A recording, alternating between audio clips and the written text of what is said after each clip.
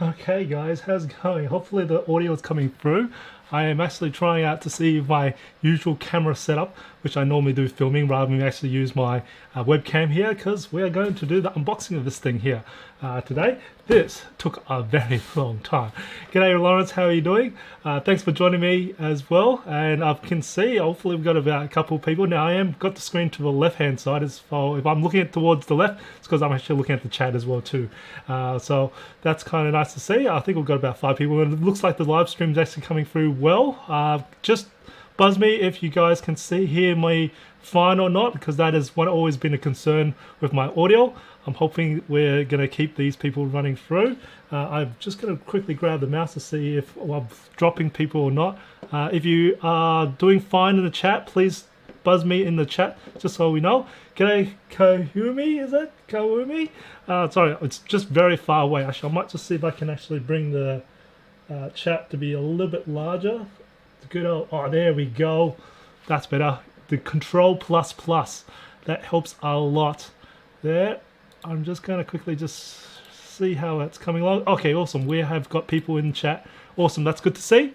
And I'm just going to put this on right. Your audio is coming in on the left speaker on the right. Sorry, it's because of a microphone. I think I'm going to actually invest in a mono thing. And it is coming. I can see it's actually coming very hot on my left hand side, and I'm wondering from my Rode Video Pro 2, I think it's coming through, but sometimes it comes well. Even in my video editing, I do have to tell it to go mono as well too.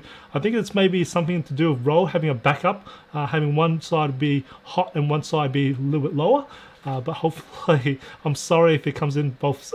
If it comes, some people it does come in both. Some people it seems to come in on the left only. I've noticed what you're talking about there, Dirk. But thank you for joining me as well. Anyway, we're going to start this off. I'll quickly just give you what updates that's happened this week. There's not really much that's happened actually this week. I've been very busy with all the other work stuff. I have again organized a few computers, and I'm literally just waiting a whole bunch of Dell computers, desktops, and also the 7520, and I think I've got the detachable Latitude. I think that's I gotta check the model number. I think it's 7320 or something like that. Not 7320. I can't remember. I've got to look at the right. I'm trying to organize the 9 series as well. The 90, either the 9520 or the 9420. I'm trying to organize that as well. And I've also got another AMD coming through sometime soon as well, which is the AMD ZenBook 4 or something like that. I can't remember. It's a ZenBook is all I know. So it's an Asus that will also house the Ryzen chipset as well. And now I don't know what kind of configuration it is. We'll find out when that does arrive. So that's just the quick. Hey, how do you pronounce that? I1 Noober? Thanks for joining me as well. And actually, I'd like to know where you guys are all situated from and which country. I'd definitely love to hear that. But yeah, that's pretty much what I've got currently organized. And I've just been trying to smash out a few of my normal stuff as well too. So anyway, this is the Lenovo ThinkPad X1 Nano. Now, I actually ordered this, and I was just replying back to a message just before this stream. That's what took me a little bit behind over time.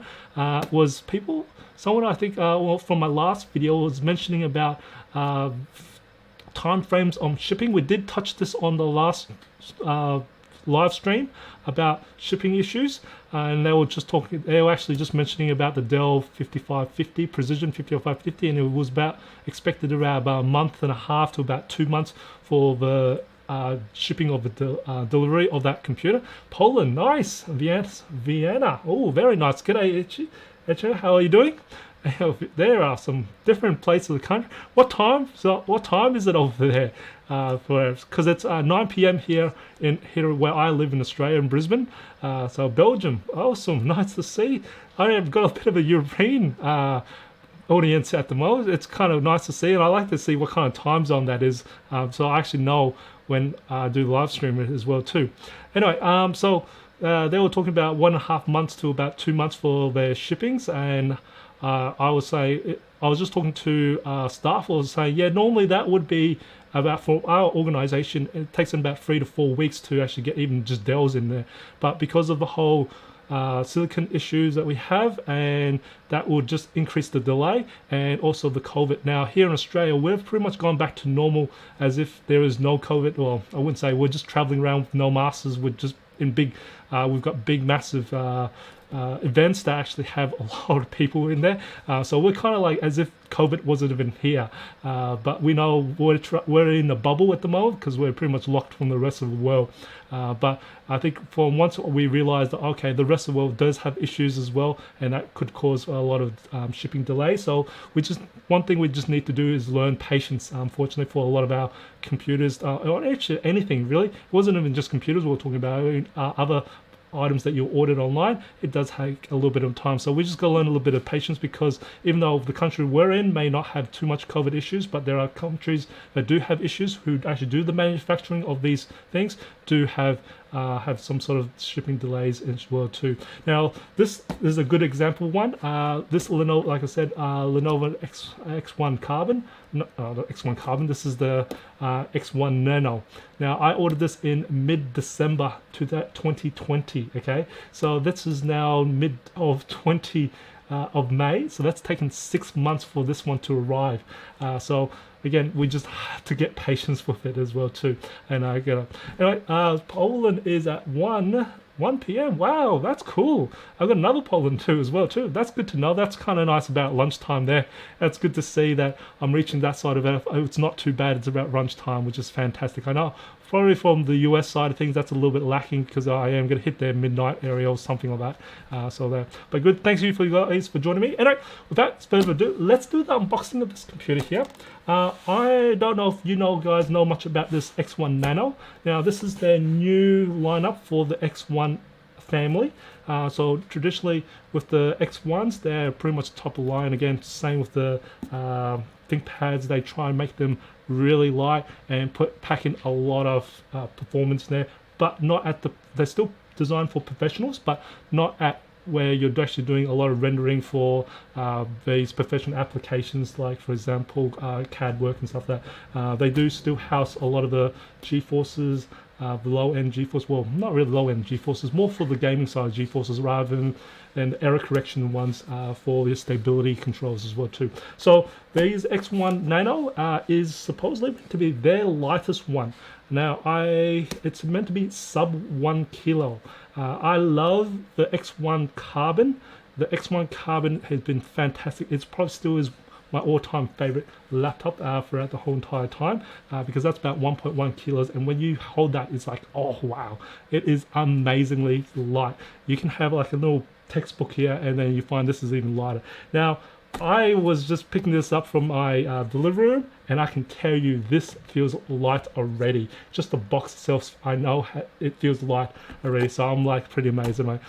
So they supposedly, when this was, well, actually I think it was announced around about November-ish or something like that, they said this will have all the newest latest thing they're going to pack into this one here, because this is going to be their flagship one for the X1, basically X1 lineup in a way.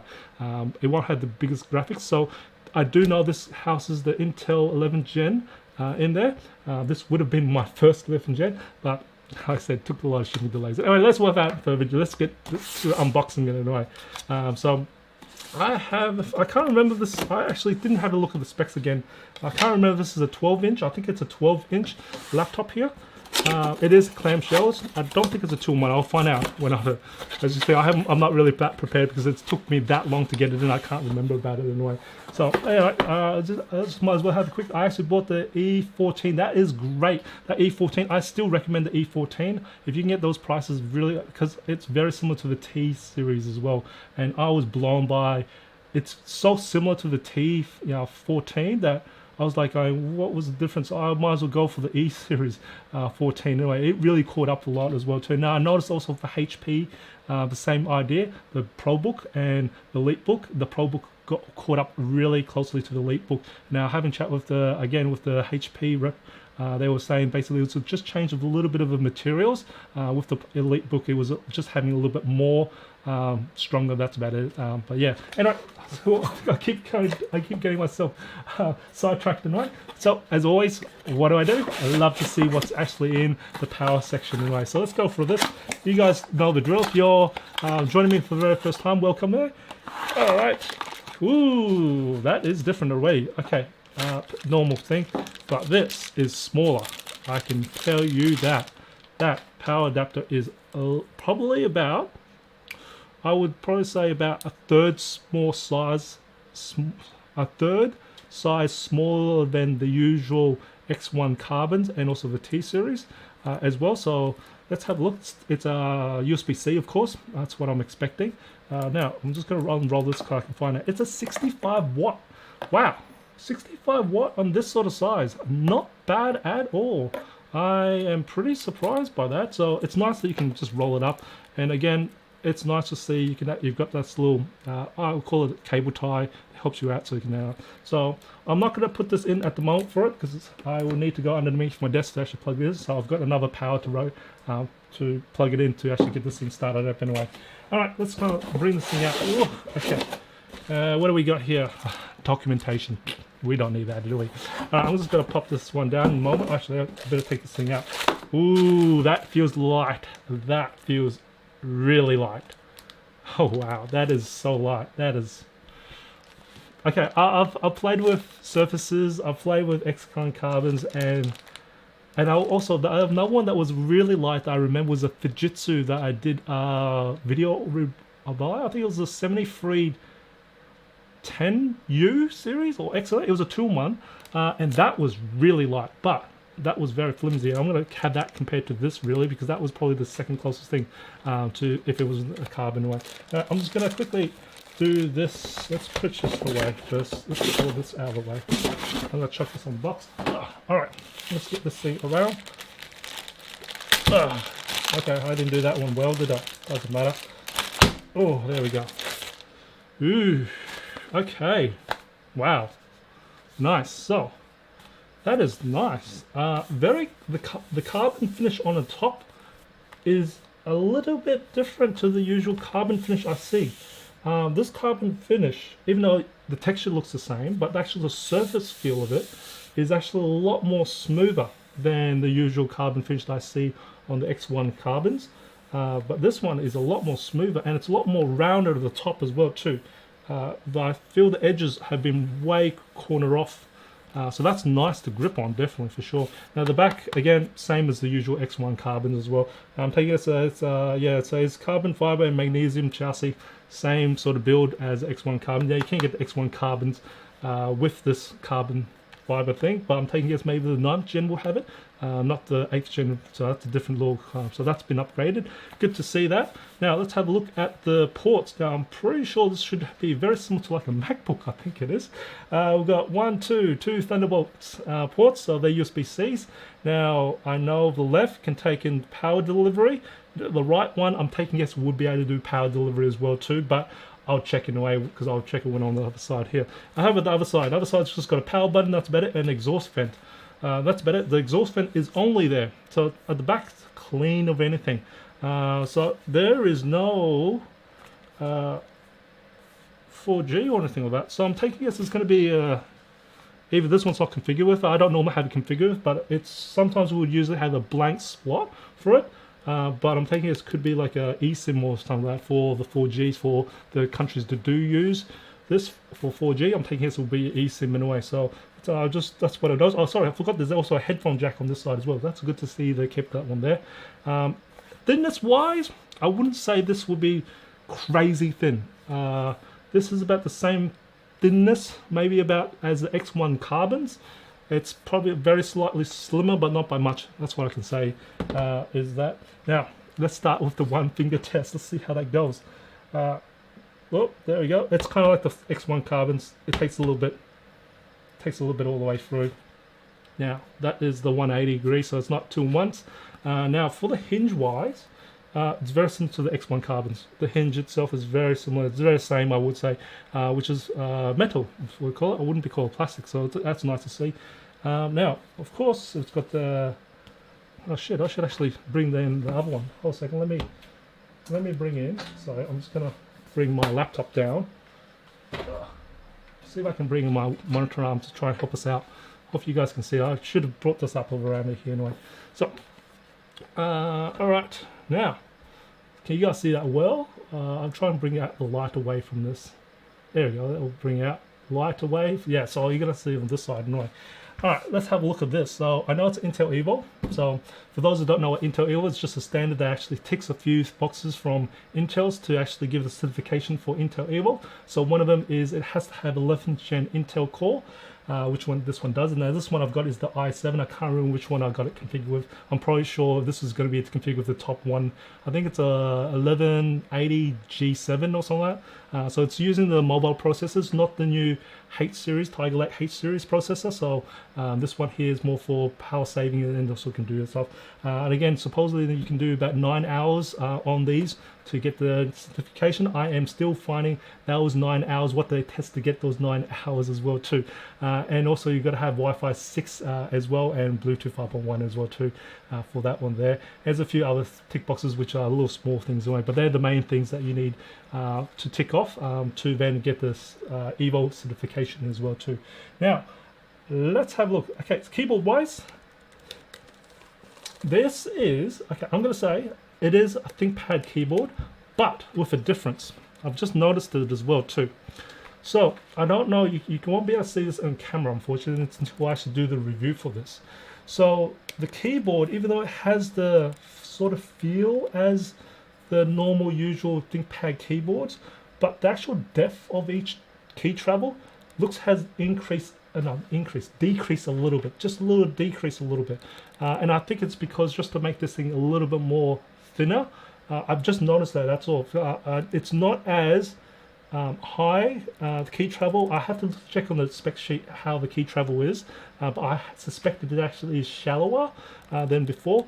Clickiness, it's not as clicky. So this, okay, let me just have a quick throw.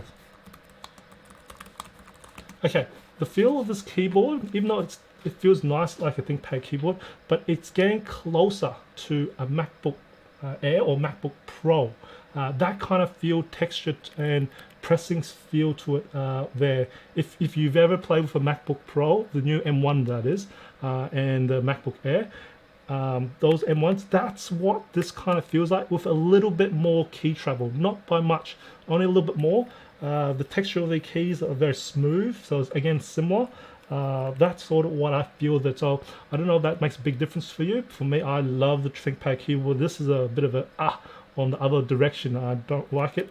I think I would have been more happy to actually have a little bit more thickness and get a better keyboard on that. So again, function on the bottom right hand corner, no different there. Top, again, all the keys are the exact same as X1 Carbon 8th generation. I haven't got the 9th generation yet. I'm expecting about 6 months delay on that one there. And they're surprised they still kept this track point there, which is interesting to see them keep that. I was expecting them to actually lose it, but they've kept it. Same goes with the 3 buttons on top, so I guess they're still catering to the professionals. Fantastic. So you can probably do CAD work. I wouldn't really recommend the CAD work on this, but you probably could if you wanted to try. It'd be very slow for it. And then the trackpad, very similar feel as the X1 Carbons if you played the X1 Carbons. The actual feel of the texture, same feel as well too. It is mechanical on the hinge at the top, mechanical all the way bottom there. We've got a fingerprint scanner, good to see that. Now the speakers, it has Dolby Atmos. I'm going to fire this up and I'm going to try out the speakers because I am interested to see how the speakers runs on this. Is it the X1 Carbon level or the X1, I think the other one I had was the X1 Yogas. They were a little bit lower than the X1 Carbons, but this being flagship, I'm interested to see this thing anyway. But I'm pretty sure I need to have this plugged into power. So I'm just going to plug this in because this one is what I've been using. Now I'm actually going to plug it into the non power delivery. It's charging because I've got an amber light, so that's good. So you can, so both of them can charge the laptop. Now where's the power button? It's on the top right. Awesome. Now there's one good thing I do like. Now some people don't realize this. I like having the power button on the side rather than on the top here. And the reason for that is you can have this in clamshell mode and then if you've got this connected to a dock that doesn't have a power button support, so a lot of the D-Link ones, universal docks don't have it, you can actually plug them on the side, power it up without having to actually open basically the screen to actually get access to the power button. So I like it having on the side. I don't know about you. I hope you guys, do you guys like the actual power button on the side or actually on the back here? For me, I like it on the side. It does take a bit of real estate, but they've got plenty of that since they're not putting a lot of ports in. But I'd rather have some ports though. But still, power button on the right is probably something I don't mind at all. So how's that coming along? Sweet, that's coming along there. So let's see this start up. I will try and run through the setup very quickly. I don't know if this has been put onto our... Now it has got a glossy look to this here. Now they do have a 720p webcam on top, and it is it's got a privacy shutter. Now that privacy shutter, it's got a very nice looking feel shutter there. Now is this one touchscreen? I have a feeling it may be. Do I have a touchscreen? Yeah, I've got a touchscreen version now. I'll just do US instead. Anyway, I'm just trying to run through this anyway. If you guys got any questions about this, shoot. I'm Cortana. Okay. Shoot in chat. I definitely will be answering a bit of those there. So I'm just going to try and run through some of these things here. I said this live stream is as usual. Just me to connect to you guys. You don't have to actually ask questions about this X1 Nano. You can definitely ask questions about other stuff as well too. Feel free to chuck it in chat and I'll slowly read it through here now. What are we doing? Starting, I am going to go to Australia. Yeah, we're right at the top. Usually I'll just press the line. Here's Australia. I might as well go through the actual proper setup for us. International. Skip through that process and we'll slowly get through the... I'm sorry, I'm just going to put in through the Wi-Fi. Any questions you guys got at all? While we're at it, is it L1 Noob? Have you actually received your ThinkPad E14 at all? And did you actually get the AMD version or the Intel version? I'm actually interested to hear what your thoughts are on that. Awesome. Next. Okay, we're just going to slowly get through some of these things here. It probably will ask me more credentials as well too. So anyway, yeah, so that's kind of what's happening. I am still waiting to hear more news about the new Intel Tiger Lake H processor. Nothing yet so far. I'm also been watching the news about I think pretty sure, like I said, like last stream, I'm expecting the Dell 15-inch refresh to have the new Tiger Lake H processor, as well as all the Precisions Dell laptops, Precisions. They will probably have the H processor as well. I am just trying to have a flick through this.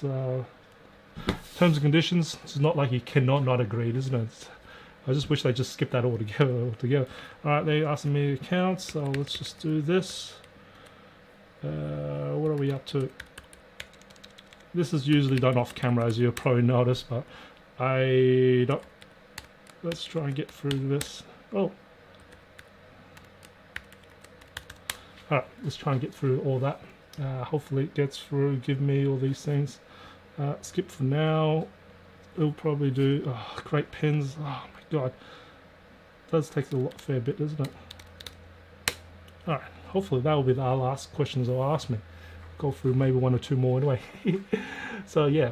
But yeah, you guys are pretty awfully quiet on the chat. If you guys, like I said, if you guys have any questions here, let's just turn all these. I will leave on inking and typing. I'll just turn off all these annoying things from Microsoft. We don't want them. What is this now? Got new customization. Skip that. Let's get us into Windows. Skip. Come on, guy. That's what we want to see. Now, while that happens, I'm going to throw this on the ground. I am going to quickly bring up this. Save on it to this PC. Come on, there's a lot of questions they keep asking you.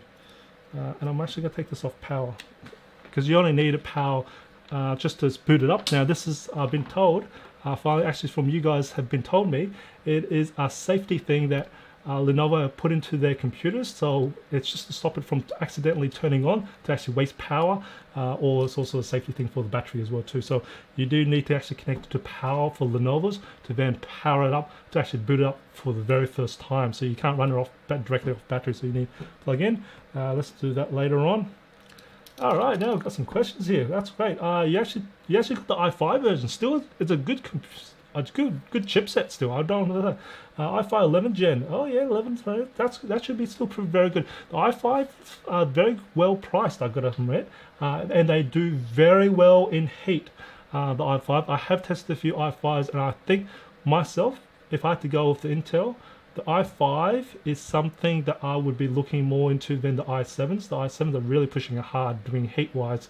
And the performance, yes, it is a little bit more than the i7s, but I think the i5s are done extremely well. And like I said, if you haven't watched the Intel Tiger Lake H, I'm very interested in the i5 version of that one as well, because I think that should do very, very well with that one there, even competing against the AMD Ryzen, as they actually competed with the Ryzen 9. So I was a bit blown by that, but we'll definitely have a look at it when I do have one of those arrive anyway. So yeah, but how is overall, if I'm not sure if it's arrived to you, how is it overall? What do you think of the ThinkPad E14? What have we got here? Come on, we've got all these questions they always want to ask. Microsoft, Windows, are we finally in there yet? Slowly getting there, almost done. I'm gonna play a music file from this. That's why I've got this USB ready to go anyway.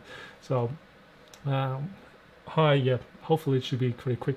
Now while we're at it, I was just having a chat with noticing when I was actually reinstalling Windows on one of these computers here, how much faster it is these days. I've been doing it for a while, but I've then actually got a very old computer. I think this was probably a 10-year-old computer, and how much our technologies have advanced in terms of just hard drives, RAM, and CPUs. Just the speed of installing Windows. It used to take me probably about 20 to 30 minutes, and now you can pretty much fly through this just installation files of Windows before we get to this sort of out of the box setup here. I think it was like around about 4 to 5 minutes, and I was blown, going, oh yeah, even though it's pretty normal, but still back then it used to take about 30-40 minutes. Now it's like, wow, that's so quick. 3 to 4 minutes is very, very quick anyway. So just our ability to move so much quicker, especially the hard drives. It's blown, especially with those hard drives, with the NVMe drives. They're just so much quicker now anyway. So, and also last night when I was trying to bring up some files from my laptop to my desktop computer, because when I was video editing, my laptop just could not handle it anymore. Had to bring it out, and it was around about 50 gigs. And I've got a Thunderbolt drive, external drive, and I just copied that 50 gigs, and it literally took only about a minute and a half. And I was like, oh wow, that was quick, very quick. I was blown by 50 gigs in a minute and a half. Is like insane for a Thunderbolt transfer. And then onto the computer, is like, wow, that's still crazy. Doing the read transfer to my desktop computer was only about a minute, so the write speed still was insane anyway. So anyway, here we go. We've got this coming along, maybe. Alright, I'm going to quickly bring down the volume just in case we don't blow things to bits. It was set to around about 80% as they usually are. So I'm going to plug this baby in. Alright, let me quickly just find the file that I need for the audio. And I'm trying to... Where's my test pack? My test pack, here it is. Now, this one's... I do have to put a copyright free, or this freaking gets... It can get flagged by YouTube, and I hate that part of it. So let's just pop this through. So now I'm just going to bring this in. Let's bring this in. How are we going? Now I'm just going to... And I'm actually going to bring this onto the ground on the floor now, because that's why... Movement so graceful, wildcat in the jungle with dangerous claws. Not bad. Movement she anticipates, a sight is set on her prey. Like stars in the darkest night, crystallize the bass. If you wanna stay alive, if you stars in the darkest night, crystallize fascinate. Ooh. The movements she Okay. feels, your heart beating. I've got a good idea of the sound quality of it. So what I think for the sound quality of this bass, okay, so this is pretty much not the same as the X1 Carbon's level for the speakers. These are probably more closer to the X1 Yogas. So the bass, that's not really there. They're there, but they're not really deep. So it doesn't give you that nice or low frequency bass there. It's there, and it's actually quite clean, but it does lack it a bit. Now, as for sound volume, it wasn't very loud.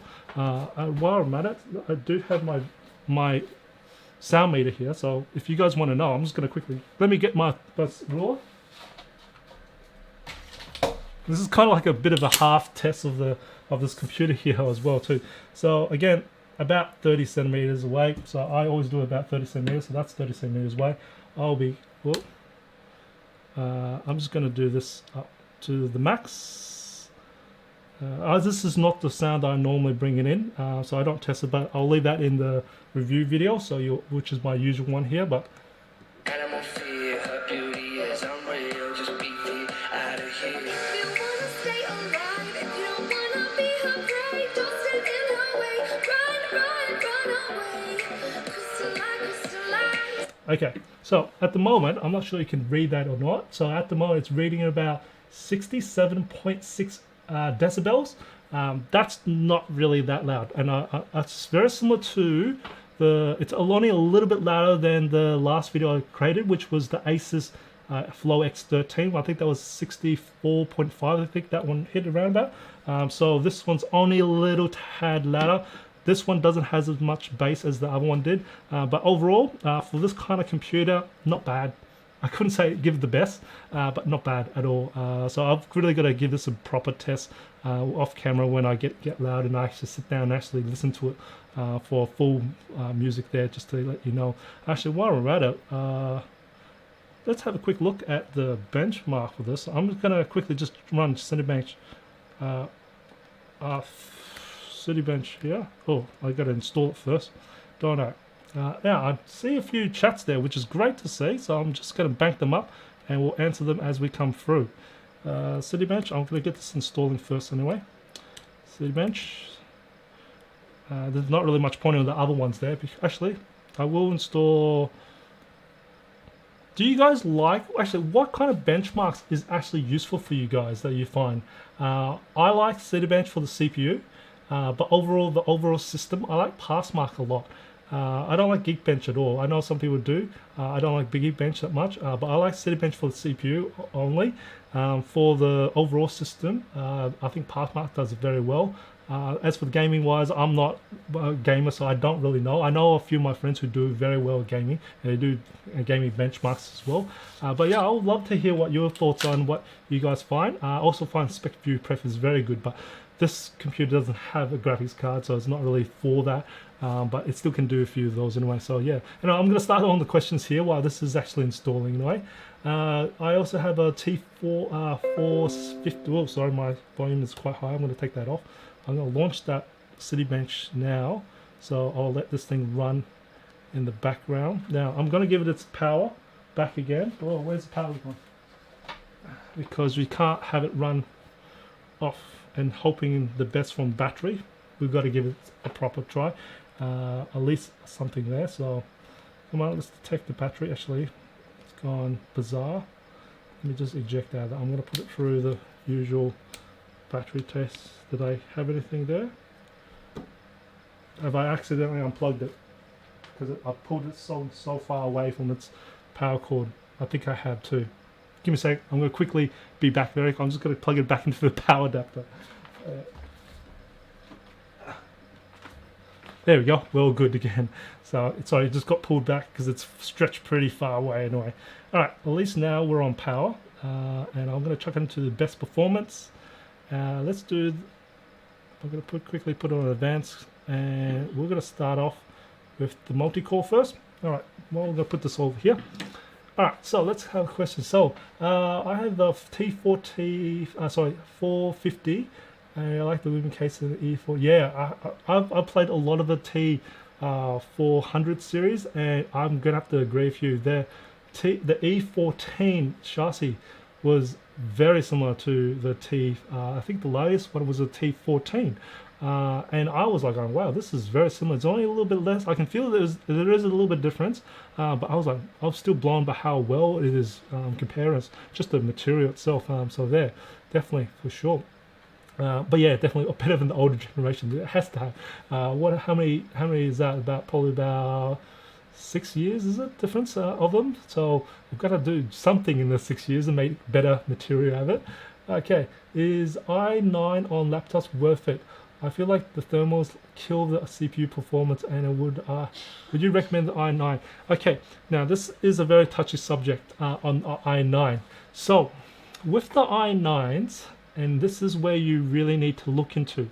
If you're doing with multi-core performance, i9 is really a waste of time.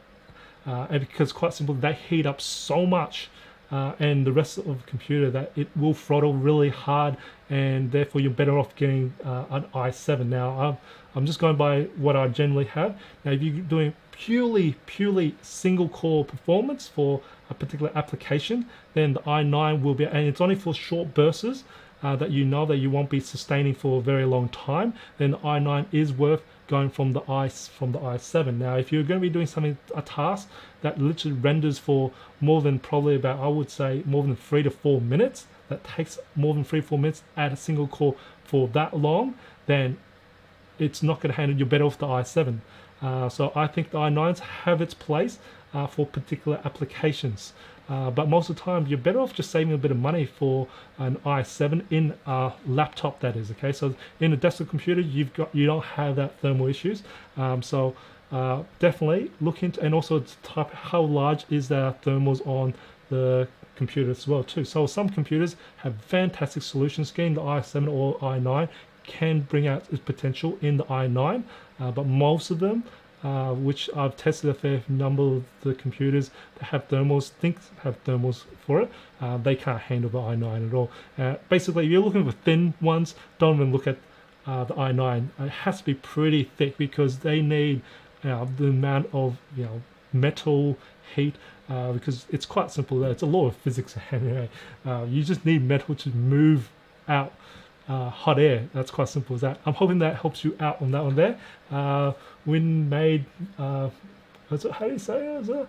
Wind made May. Okay. And thanks for joining me as well too. So I'm hoping that will answer your question on the i7 and i9s, if it's i9's worth it on a laptop anyway. Okay. Oh, and my nickname is actually Linuxer. Okay, I'm never good at names. It is the hardest thing with that, and especially with this YouTube thing where I can't actually talk to people directly, it's even harder. My pronunciation on just normal English is bad enough. So trying to pronounce names, I'm sorry, I always butcher people. I'm so sorry about it. But it's nice to have a look at your name anyway. Linuxer, and I'm taking sorry for the digit, and that's fine with the digit. It's called what we call leet speak, isn't it? So, and these days a lot of our passwords got it as well too. How's this coming along? Okay. I'm going to start this one, and I'll tell you the 2 scores in a moment anyway for it. Okay, that's right. You've got the X270 yesterday. ThinkPad gang only. Wow, 270. I haven't seen that for a while, actually. Those ones there, yeah, those that still do very well. And I'm taking it you got a very good price out of that X270 as well too. And do hang on to those. That is actually quite good. They do last for a very long time as well too.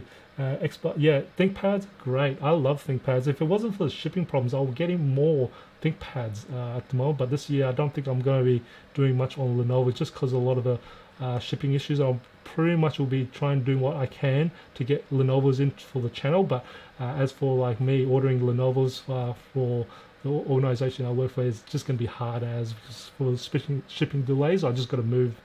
Business-wise, it's not great as well too. But I think I love Lenovo's because they last for a very long time. That's my thoughts on it. I'm not a Lenovo fanboy. I just enjoy having Lenovo's. Especially, I love the keyboards. But this one here, I have to grow to it. I'm gonna have a play for a while. I'm gonna grow. It was just initial reaction anyway. So cool. Now, sorry. Running an i3 module right now. Cool. i3. Yeah, I'm actually running an i3 on another computer as well. I'm having fun with it too. I think it's only 10th gen, and it's actually doing very well. But I got it for a very good price, I've got to admit. So it's good to see that, and thanks for joining me, the tower. Okay, nice. I'm going to try some vanilla deband on the T. Wow, I haven't played with Linux for a while, and I have to learn. I'm actually going to first learn Perl a little bit first, because for the deep learning things. How this has come along? That's coming. Yeah, that's come along. That's good a lot. But yeah, definitely something I'm probably going to have to do something more in learning. Maybe later this year about Linux or distros, but I do know that one there. Usually I put in Ubuntu more than anything else. I used to start off with Red Hat, was the first one I did. As for Debian, sorry, how do you even pronounce it? Debian or Debian or whatever it's called. I haven't actually played with that particular distro at all. So something is there any real difference between the E14 Gen 2 and the T14? Yes, it's material wise. There is a difference in that one there, and I think with the configuration changes as well, I think you can get a little bit better CPUs in the T14 and also the GPU as well too, but not really much anyway. So they're pretty much nearly on par, and I was, like I said, surprised by the materials used in the E14 compared to the T14. I was like, wow, these two are very similar. And to save a few $100s, I'll go with the E14, no questions asked. I was really happy with the T14 altogether anyway. So yeah, but as I said, I think it's to do with the high-end configurations. The E14 can't go as high as the T14 anyway. It's to do with the actual system board being capable of supporting those higher configurations. Hope that helps you out. And thank you for joining me, Omar, as well too. Yeah, I haven't tried Debian. I have made maybe for a few older machines. So stable. Okay, yeah, it has gone a long way. I hear a lot of people from work do use it as well. That's why I haven't really investigated. Unfortunately, I don't really support it much. So I have someone else that takes care of it as well. The trackpad seems to be smaller compared to the regular ThinkPad. Is it big enough? Okay, for me, the trackpad on this Nano, for its size, like the actual size of this, it's actually big. For me, I think it's actually quite big. If they actually got rid of these buttons on top here, which is those 3 buttons to support the trackpad, it would be bigger. But I can see why they kind of kept that, because they do still have a lot of professionals who do use this track points, surprisingly. That's what I found from the consensus when I actually did ask the question. The people do actually end up still using this track point, or geez, what do I call it? So that is it. But as for the size of it, just this part here, it's still not bad. I think it's quite large, and like I don't think I'm gonna have problems with no, I don't think I'm gonna have too much problems with the palm rest as well too. So this is quite a decent size overall. Generally, this is quite decent size. They didn't leave too much gap on the sides, of course, but I think they actually did widen this as much as they can, because the gap between each keys is still as if it's like a normal ThinkPad, like a 14-inch ThinkPad. So they actually done very well in that. And as for the palm rest, there's only so much they can really sacrifice, and they've done pretty well. They could have lifted this up maybe lower. I don't know. I've got to check if there is a 2-in-1 version of this, because having where the speakers are, I was expecting maybe they could actually make a 2-in-1 version of this. This one doesn't come with 2-in-1, but I haven't actually checked if it has 2-in-1 or not. But overall, I think the trackpad is decent size. As it make bigger, I don't think they can make it bigger. The only way they can make it bigger is get rid of that those 3 buttons in a way. So that's my thoughts on it. But yeah, in myself, seeing it physically, I think it's big enough. It's not puny at all. It's actually quite decent size. Because if they make it any bigger, your palm's gonna hit the sides of this, and then you're gonna have to rely on the palm rejection. Hopefully that helps you out. Alright, so you don't need a trackpad with a ThinkPad when you have the nipple. Yeah, that's what I'm saying. Some people do use, well, it's gone to sleep, the keyboard nipple, but like I said, some people do, and they've gotten used to, accustomed to it. I have tried it out myself just to give it a go, and I'm like, it's something you really have to get used to. That's the same with people who use the Magic Trackpad as well, who actually use that rather than mouses, as well as the stylus. People who've actually used styluses instead of a mouse, it's something you just got to get accustomed to. So I'm just going to try and keep this keeping awake in a way. But yeah, yeah, it's one of the others. You don't really use both at the same time. It's one or the other, really. I have told it is good for the people who have wrist problems. That's one big thing I found. People who actually end up using the track point, the people who have wrist problems as well too. So that's where that comes in. So I'm just going to try and keep this awake. I'm going to take care of that a little bit later on. But yes, I mainly use the track point when I'm laying in bed in the laptop and on my stomach. That's an interesting way of using it. You actually use both. That's interesting to see that you've actually used both. But yeah, I can see where you can use that for when you're laying in bed. That's actually work. But yeah, now how hot does this go? While I'm at it, I'm just gonna have. That's not bad. That's not bad at all.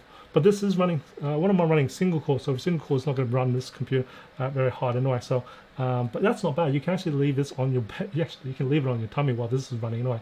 That's not bad. So I'm taking guess when this is running just average use, this is actually not bad at all. This won't produce that much heat. So you could probably do it, and probably in my review I'll probably say no, don't do that. But it's advisable as a professional not to put any of these on yourself while this is running anyway. So, but you can. This one you can. But as a disclaimer, I would probably say don't do it anyway. But yes, I wish my X270 and T44 didn't have a trackpad at all, because I used the Windows Manager with the keyboard. Oh, you're big. You're using the nipple as well. So there you go. I wish they make something like X, but realize that I didn't have a trackpad then. Oh, okay, yeah, it's something interesting. Yeah, for those who don't want a trackpad, I'm wondering if they will ever make a model that has no trackpad. That would be very interesting. So you just have the track point instead and the keyboard, and then but you still have a bit of space. You do need to have some space for the palm. That's the thing, and that'll be just a waste of space not having the trackpad there. If you minimally need to have some sort of space for your palm rest, then you got this empty space. You might as well put some sort of trackpad just in case you ever need it. But yeah, it's interesting way of using the computer. But yeah, that's good to see that your perspective on how you use the computer as well, the tower as well. I wanted to use some custom track points T40, but they changed the standard. I couldn't mount them. Okay, I haven't tried that. That's something new to me as well. It's a thing that takes a while, but once you get used to it, like, whoa. How much did this X1 cost, by the way? So this one here, that's a good question. It's been 6 months. I can't remember how much it cost us. I wouldn't be surprised if it cost us close to around about, because this is the top line model. I remember I got as high as I can on this computer here. But the only thing I didn't put in, maybe I only put in a full HD. I'm not going to play with it because I don't want to screw up the scores. But I think I only got a full HD rather than a 4K. I don't know if it can do a 4K, but it only goes up to a max of 16 gigs of RAM, and it is soldered to the system board. So this has 16 gigs. I know I've got a 1 terabyte of space on this one here, and I know it's the i7, probably the 1180G7. I think I'll double check in a moment. Wait, hold on a second, I can see it from here. No, so I didn't get the highest model. I got the second highest one, i7 1160G7, because I knew just not going to be using that much anyway. So, but yeah, that's the spec here. I think it would either come down to just under here in Australia, just under probably about $3,000. Is that for the price? And most of that pricing came from the hard drive itself. That hard drive is probably the most expensive part of this computer here, in terms of configuration wise anyway. So yeah, hope that gives you, but I don't know, I had to look on the website what it is. Like I said, I'm just going off the top of my head anyway, because I know how much the X1 Carbons is costing us. This is only a little bit more than that as well too, being the latest greatest new thing as well too. But yes, Windows is honestly trash. Once you get blue screen and need command lines, you realize macOS is the way to go. Okay, how's it going? Now, I used to be a Mac person. I did it for about 10 years or so, and I moved away from Mac. But I have to say, the operating system on the Mac, because when did I start? I started in Lion. Did I start in Lion, or did I start in Snow Leopard? I think I started in Snow Leopard. So it was I remember I started in 10.4. Was when I started in. So it was still very stable, and they made a big lump leak. I loved it. It was fantastic. And once, and the thing was, when you learn the Mac, and I did a bit of support on it, and it went a little bit quite more advanced on that, is to learn how the Mac works on the sandboxing thing. And once you learn the sandboxing thing, and when that also migrated over to the iOS system, this whole sandboxing thing, it made all the sense in the world how it worked, and made, especially on installing and uninstalling softwares, is like, wow, that's a whole blow. Very different to Windows. I was Windows first, and then I went to Mac. And I must admit, the Mac was so stable. And I keep saying to these days, Mac OS, buying a Mac, especially for just people general use, and general use I'm talking about, not professional use. Like in terms of like professional, they're still good, but in terms of like your professional use, like the very hardcore, like the CAD and stuff, I wouldn't be touching that anyway. But for normal use, for everyday use, the day that you buy the Mac, the day that you leave it is about the same speed, unless you've caught some sort of virus. It's very rare that you catch a virus, but you can. But most of the time, they don't slow down that much. If you did slow down, the only thing you really kind of need to do is reboot your Mac. And the reason for that is because most Mac users don't even shut down the Mac or reboot their Mac. Most of the time, they just put the lid down and let it go to sleep, and then wake it up, which does a very good job if you've got an SSD hard drive in there. It wakes up very quick. But most of the time, that's what they do. They just put it to sleep. I wouldn't be doing that to a Windows computer. I still don't do it to my current Windows computer, put it to sleep. I just find it's Windows 10 has done a little bit better, but pre-Windows 10, like Windows 8 and before, it was trash. The sleep function is trash. It's awful that. But the whole Mac OS has so many nice things of that integrated that I like Spaces. Now it's called Mission Control, and Spaces that I love that, and I used it a lot. And now that they've actually also put that in Windows, I think they brought it in Vista. I know in 8 they had it as well, where you actually have the virtual desktops as well too, and that's great that they've added that into Windows 8 and 10 in a way. And when I did move back to Windows, it was only because of the hardware. I was kind of sick of Apple not upgrading their hardware, and they were just lacking way far behind that. I just had to go to Windows because I was spending a lot of money, and I wasn't even getting support for what I was doing, and getting basically not good hardware to actually run off some of this hard, powerful stuff. So that's why I transitioned over. But Mac OS, I think, is great.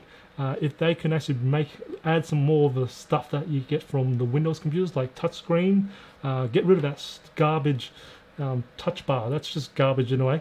And bring us a few more ports back. Those Thunderbolt ports, just having Thunderbolts, and even this, you're gonna have to get Thunderbolt adapters on it. It's the adapter world there. It's a bit annoying. I do wish they brought back their MagSafe power adapter. I loved it, and even with the normal power adapters, what you used to do was able to flip it out the sides and then wrap the power cable away. Just that simple part was fantastic. They no longer have that in the new Apple Mac ones at all. So it's kind of sad to see they've taken that away. But I do love those anyway. But yeah, Mac OS, I love Mac OS. If I could put Mac OS on one of these computers, I would. But you have to hack it. Hackintosh, I've been playing with it. No, I won't do it anyway. Alright, so I went off to that. Alright, just to let you know. Okay, I mean, if you customize the commands and controls in Linux instead, it's not stuff like Ubuntu. I'm speaking of Fedora, Arch, Gentoo. I've heard of Gentoo before. I haven't played it. Avoid Linux. Okay, but yeah, there is a lot of distros. But it really is depending on what your use is. Like for me, I don't really use it in that sense. So yeah, it's something I learned as well too. I haven't really dealt much in the really hardcore programming part, and if you do, that's probably more suited for you. But for me at the moment, I don't know if I want to touch it. I've got so much on my mind at the moment, even before I start playing with Linux distros anyway. So yeah, the complexity of commands got used in CMD don't exist on Macs now. M1 Macs have no hardware problems. One thing about the Macs M1, although, and I've been playing with a lot of the M1 Macs. So first off, like if you want to get one, and people do ask me, is it a good time to get one or not? And this will be compared with the M1. I think one of my channels I follow, which is Mash IT, he has compared the X1 Nano with the Mac. I will do my own comparison. Well, actually, I'll just tell you what I think anyway. So with the Mac M1, if you're just using it for like your usual surfing the web and just quickly only Office, and if your software runs that you've done some research on to make sure that the M1 works, the software that you run will work with the M1, then go for your life, go for the M1 Mac. If it does not, and if you're trying to boot camp or you're running some sort of Windows software or a porting software, don't get an M1. It is just horrendously optimal. I've got a lot of M1s and they've just got a lot of software issues. Vendors have not got to the point where they've got rid. No matter how good Risotto is translating, it still cannot fix a lot of the bugs and problems with it, and that's what I'm encountering a lot of issues with. So if it's got an M1 native ability for the softwares, then that's fine. Please go buy if you want to go with the Mac, go for the M1 Mac, go for it. But if it's anything that has to do with the Risotto, or it hasn't got support, or you're running some sort of any sort of things that's due to Windows, don't get an M1. Just wait, because let the vendors slowly chase up. Wait for the next gen or what comes out anyway. Now, my next video that I'm going to produce after this one, after this live stream, will be comparing the AMD one versus the M1. And I know we've got a lot of Apple fanboys in there, and I used to be Apple fanboy as well. So unfortunately, I'm going to have to tell you that AMD one wins in performance wise anyway. So I think back to Windows again. But if you, like I said, software wise, if you want to use the integration, but the one good thing about the Apple is its ecosystem. So if you got an iPhone or Apple iPad, stick within that. You won't be harmed by that. But if you're not in that ecosystem, I think I will definitely go for a Windows computer. But yeah, that's my thoughts anyway. Yeah, you learn OpenBSD, you might as well get a job in tech. Yeah, that's correct anyway. But yeah, so that's my thoughts on that. Sorry. Oh yeah, sorry. You guys are talking about Open BSD and NetBSD. Oh, sorry. It's been a while since I've heard about those anyway, so I don't really get into it. But anyway, okay. Anyway, let's have a look at the scores on this. Now let's have a look. So I just can't really zoom in, can it? Nope, can't do. All right, multi-core performance. This is 5,197. Not actually. That's multi-core. That's only. It's not bad. It's okay. I wouldn't say it's amazing because I know for the M1 chip for the Macs, they're around about 7,000. The Ryzen's, the new 5,000 Ryzen's, that's around about 12,000. So that smashes it out. So this is and this is the i7 though. It's not the top ISM, but it's mid-grade ISM. Still not bad. As for the single core performance, about 1273. So not bad again. Not bad at all. Yeah, it's not bad. Let's just say that. Overall, this has a different purpose though. This isn't a performance computer. This is a portability computer in a way. So let me just show you. This is something that you would take to meetings. This is not a powerhouse. I shouldn't really bag it down for the bad. Well, I wouldn't say bad performance. The average performance. This is still a very good performer. I was going to say it's not a bad performer, but compared to a lot of the high chipsets, this isn't really up there. But this is about its portability and how nice this sort of it's really light. This is seriously really light.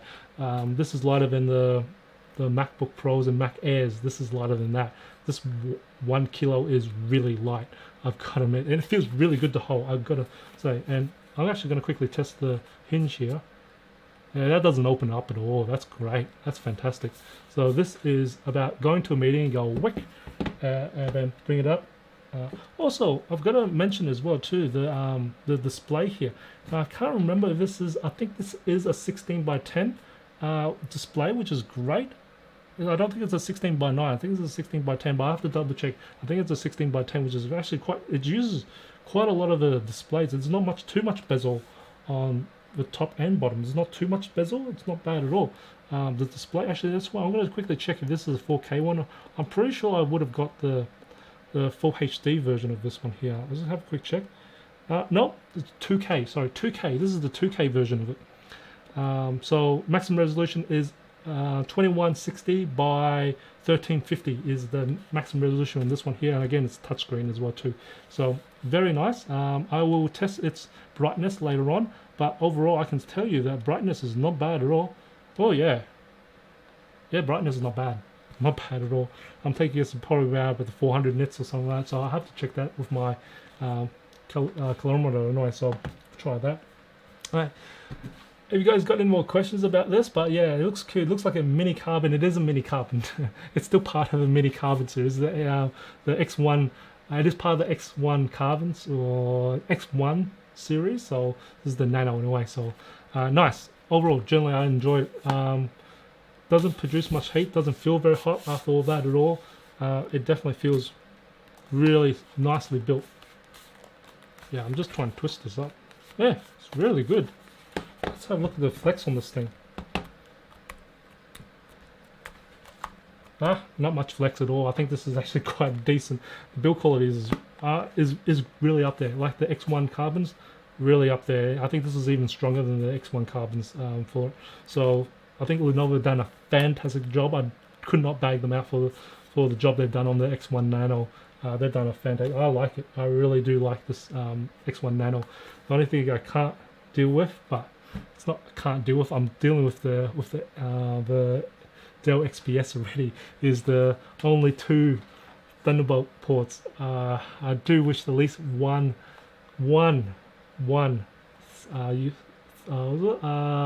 USB Type A port.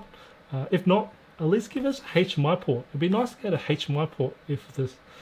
I can probably sacrifice the USB Type A port, but at least HDMI port. They may say maybe not enough size for the HDMI port. Yeah, I think it'd be too thin. Yeah, it is probably too thin for a HDMI port. But as a professional, HDMI ports are very useful because of all the presentation, and this is what this is meant to be for, presentations. So you have to carry a dongle, and I didn't get any dongle in the packaging. So I think Lenovo could have done was actually added a dongle for it. I know the XPSs do come with a dongle for HDMI. So I would have liked to see USB-C to HDMI at least, a dongle that included with it would be nice. But it's the price is quite a lot. But yeah, anyway, going back to the 1610 in the laptops is a very good decisions. Yeah, I like it. I'm loving the 16:10 resolution there. Especially models. One day get a Nano, maybe a 2nd or 3rd generation. Actually, if they make an AMD version, I would really love this even more. I think not because I'm not an Intel person. It's just that I like the performance of the AMD, and especially with the graphics and performance. But I haven't played with the graphics and performance of this particular chipset anyway, so I've got to have a look at it. So I will play with it, and I'll tell you then. But I like to see them have a AMD option version for this. Would be nice to see instead of just on the Intel. But yeah, it'll be definitely nice. I haven't looked at it. I know I have looked at specs. There's only Intel version for this. There's not AMD version. So maybe in Gen 2 they might have an AMD version. We don't know for that. But definitely I like to see that. Now this one does have 8 cores as well too, because it's been i7 as well too. So not bad overall. But yeah, have you guys got any more questions about this Nano or anything like that? Or any other questions up? If not, we'll call it a night. I'll give you guys another 30 seconds to solve for that. But yeah, overall, I am very surprised by how nice small this is. It's quite light as well. So overall, generally, this is probably going to be about 1.3 kilos to carry around with you, including this thing here. Maybe no more than that. 1.2. This is very light. Got on a bit. So, but then again, this is probably 100 grams by itself, this cable here. So maybe about 1.3 carrying this and plus this, but still very light. Just this itself is very light in a way, and supposedly meant to do 9 hours on just average use in a way. So we'll find that out when I do bring it out. But 9 hours because it's got the Intel Evo. Find out how it goes. So definitely a good thing to walk around with. You definitely will be impressing some people for this. But I do also, again, I do wish it had a 1080p webcam. I know it's only got a 720p webcam, but we'll see how well that 720p webcam is. But maybe in Gen 2 we might get 1080p webcam. I know Dell's been moving to 1080p webcam, fantastic for 2021. So after talking to them many times, and I think a lot of us were complaining about not having 1080p webcam, they finally put 1080 webcams in a lot of their computers now. Love it. Anyway, maybe the second or third generation will be the Apple M1 chip. Nah. I'm not sure if you're talking about the Nano or you're talking about the MacBook Airs. So with there's one thing about the M1, it is ARM, and I've been playing with the M1's ARM, trying to get Boot Camp working, which is horrendously you can't do, because you just can't do. So you've got to get Parallels, and you have to install Windows ARM version, and that's garbage. I'm just going to tell you, it's garbage, because there's not a lot of software support for Windows ARM anyway. Now, Apple are able to do what they do because they hold a lot of their software market for ransom. That's what I say, ransom. So everyone's got to upgrade to there if they want to stay with the Apple ecosystem. So they are able to capitalize on that and then move on. But I don't know about having an ARM processor in the Nano or any other Windows computer. I know it could be the future because I know Microsoft are doing ARM. They've been experimenting with ARM as well too for their Surfaces. But again, like I said in my previous video, it was probably the start of last year when I got the Surface Pro X that had an ARM processor. Hardware-wise, it's brilliant. I can't fault it. It was great. But software was where it all lacks. Software compatibility. It's just software. So hopefully Apple will get the trend of moving along with ARM, getting more vendors to work on ARM, and therefore will hopefully give more influence to the the Windows software vendors to try and move things over to ARM as well. And that way you're going to have more ARM. So yeah, so yes. Anyway, that's my thoughts of it. G'day, Ricardo as well too. Thanks for joining me. Hi, my Latitude 9420 is on the way. Well, you're going to beat me with the 9420. I have asked for it. I'm just waiting for, I don't know when the shipping is for it as well too. So I'm trying to get a 9000 series with the this generation 9000 series to have a look at. I'll be interested to see what they've done with it anyway. But I think I think I'm going to be interested to see what they've done with it. I think it'll be a 16:10 ratio for the display, and I think of course just the upgraded CPU, but I don't know what else they've done with it anyway. Because a lot of things they've done was really the AI part of it. That's what I think. Hope you receive one for review. I'm hoping so as well too. I'm trying to get my hands on it. It'll be fantastic to see anyway. Alright. Any more questions there? If not, I'm going to call it a night. I'll catch you guys a little bit later on. Hopefully I'm going to start doing more video editing to get the next one, which is the AMD versus M1 chip anyway. So hopefully will be a very interesting one. For those who tuned in for my live stream last week, you'll probably know what the results are already. Anyway, as always, imperfections in life makes it beautiful and interesting. I'll catch you guys later in the next one. See ya.